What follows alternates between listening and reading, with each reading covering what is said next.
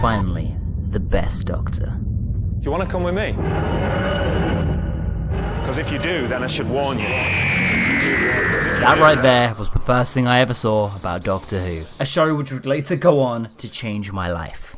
And although I don't really recall the episode where he ran away from a fireball, Nine's tenure was short but sweet. The perfect introduction to a new series. A show that can capture the mind of any young person watching it. Christmas is soon approaching, and with that comes not only the loss of my other favourite Doctor, but the update of the Capaldi episode. I'll have to redo it. Series 10 came to a close. Goodbye Missy, goodbye Bill. 2 fake out regenerations. Ooh, you got us, Moffat. And then we're gonna do all this shit all over again. But although Capaldi may be the best Doctor to date, he's not my Doctor.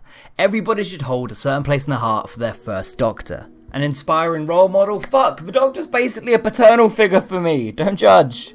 9 is that Doctor. If I get to travel with TARDIS tomorrow, I want his stupid face poking out the doors. To my young, impressionable eyes, that captivating performance had me sold from episode 1. There's a kind of smile and presence that he has in that first story that instantly hooks you for the next 12 years and beyond. Many overlook 9 as some sort of sarcastic, dark version of a character. But fuck no, he's the working class Doctor with some PTSD. He's going through some stuff right now. But hell, strip that back and you'll see it's the same old Doctor as ever. Christ, some people skip 9 altogether and jump straight into Series 2. To these people I say, log off, unsubscribe, leave. If you skip 9, you're not a true fan. But really, this grinning bloke of a Doctor is a sweetheart. An absolute teddy bear deep down. The genocide acts of silly fez-wearing 11 or zany Tennant? No, that's their domain. But 9's greatest moment? Pff, character defining. 9 is the man who decided to not. And his state of healing makes him one of a few Doctors with character development. Capaldi too. When he says he doesn't want to regenerate, that goes back a couple seasons. In the face of losing his wife, his intellectual equal, his best friend, his TARDIS team, this is a Doctor who just does not want to regenerate. He does not want to go on. And clearly I seem to lean towards the Doctors with their own contained character arcs. Davies gave him a sort of vulnerability that we hadn't quite seen from the show yet. He's a sort of bloke Doctor that finds home in, say, Blitz, London, and plays a football game with the kids to, I don't know, boost morale. He's a Doctor with a lot of love and a lot of guilt and a lot of blood on his hands. But despite all this, he's a return to form. The first face after the Time War, 9 is a romantic. When he's not being strict or being silly, 9 revels in the simplicity of time travel. Even if Christopher wants nothing to do with the series, in a way, he's still the Doctor to me. The definite article. Show me time and space, big boy! Number 5, Rose. We already spoke about this loads, but there is nowhere where everything I just said was better shown than this very first pilot. Nice to meet you, Rose. Run for your life. Doctor Who, perfectly reintroduced to a new generation. The show is more alive here than ever. Rose is an everyman, the Autons, Eccleston's instant charisma, conspiracies, the stupid cheesiness, actual danger, and deaths at 7 PM? What? It's bigger on the inside. What's a shadow proclamation? It travels in time? I remember exactly where I was when Saturdays became amazing. And that excitement is still fresh. Number 4, Only Human. 12 years later, and just this year, I read Gareth Roberts' fantastic book, Only Human. Whilst only about half of the 9th books are actually worth checking out, this might be the best Who novel published to date. I'm talking all of them. That's a big feat. Jack, Rose and 9, arguably the best TARDIS crew, discover a Neanderthal in a London nightclub. Turns out the caveman's name is actually Das, and he's actually kinda chill. Jack integrates him into Monday Cardiff, while the Doctor and Rose find an office at the dawn of time.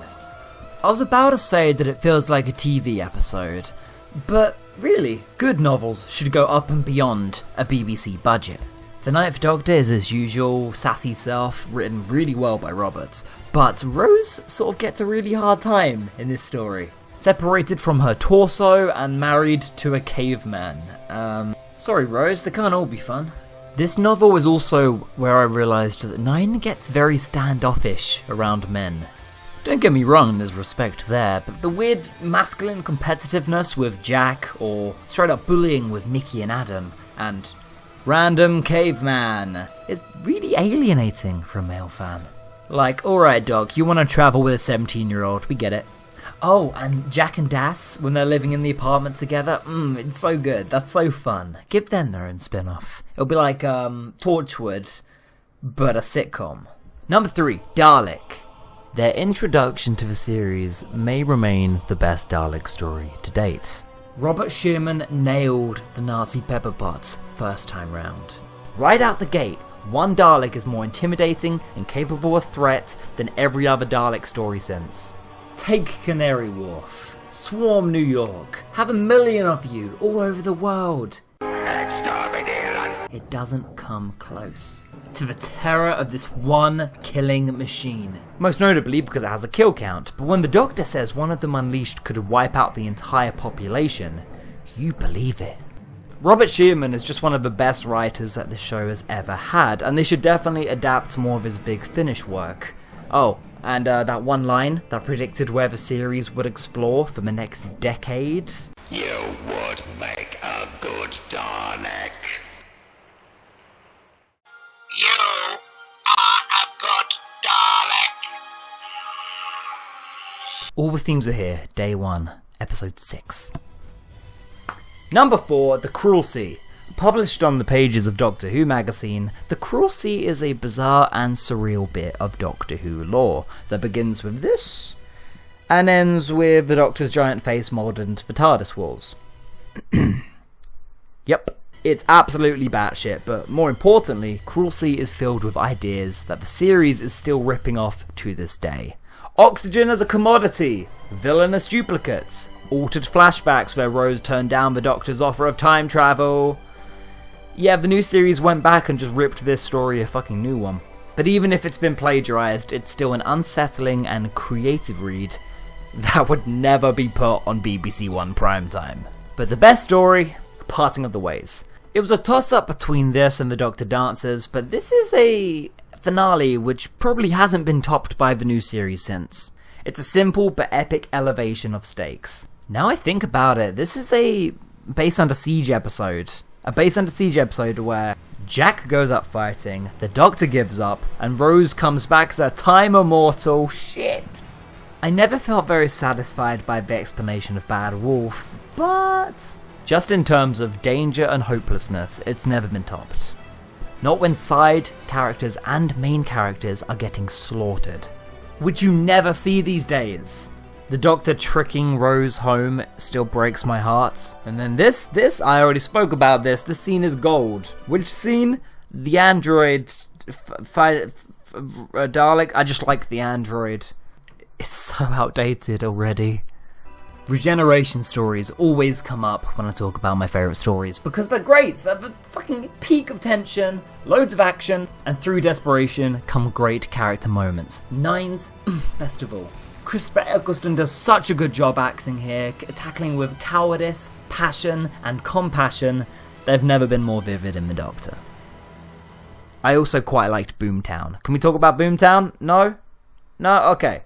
And then on to the worst. They can't all be goodies. Night of the Whisper. Released as part of the Destiny of the Doctor line, there are some good stories in here. This just isn't one of them. Obviously they could not get Eccleston back, but instead we have Nicholas Briggs, who actually does a really good Ninth Doctor impression. Hello, Rose Tyler. Like, if you squint, it's almost as if Christopher Eccleston doesn't hate Doctor Who. But it's the plot and the pacing in this one. The whole vigilante superhero, also combined with a noir detective plot, is confused, and as far from Doctor Who as you can get. The end of the world! I want to get into Rusty Davies' head. Okay, so you've done a brilliant pilot, you've got everybody, a nation, hooked onto your sci-fi series reboots. Where'd you go first? Oh, here's this Silly Monsters. An alienating, campy sci-fi fest. Woo! What a way to put people off. You've got a 7 PM prime time audience here, and you're showing them But I can't be too mean, because it's also the episode that introduced us to Mr. and Mrs. Paku. classic characters, iconic. Why does Mr. Paku have 100 more stamina than Mrs. That's so specific. Just a weird, unexciting episode with its production budget written across its forehead. The end bit is nice though. Winner takes all. Okay, well, remember how I said half of the novels were worth reading? Welcome to the bad letter, which is weird because it's written by a really good writer who's contributed loads of good Doctor Who stories. The latest hit video game between alien badgers and grasshoppers is real, and when you play it, you control troops in space. But if you die in the game, you die in real life. Hooray, it's a Mickey story. An early Mickey before he became charismatic and likable.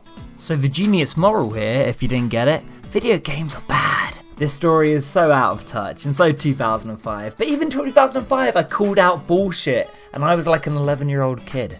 Avoid. Number 2, The Long Game. This story just doesn't really have a lot for the Doctor to do.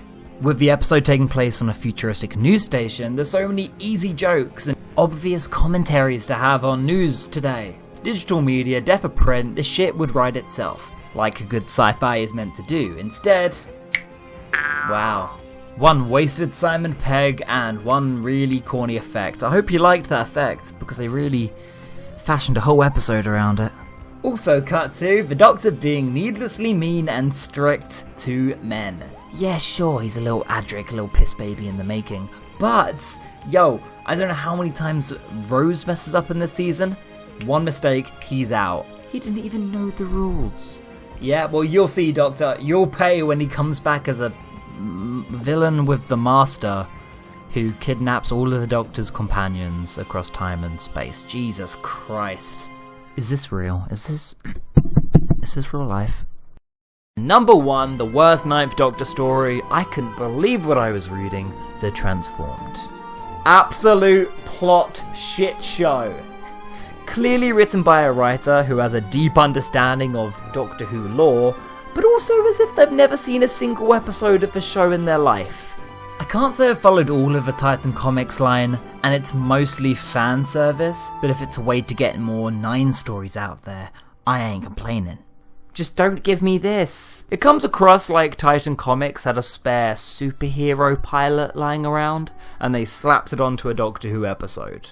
Future Mickey's in it, Martha is a fucking pterodactyl gargoyle, and the ending's so convoluted my brain fell out. That's not supposed to happen. As one of the most developed and friendly Doctors, 9 will probably remain my favourite. What would another series look like with him? Well, thanks for Beeb, we can only imagine. But remember, you never skip Eccleston. But that's enough for one video. Next time, 8th Doctor or Torchwood. Comment your decision. See ya!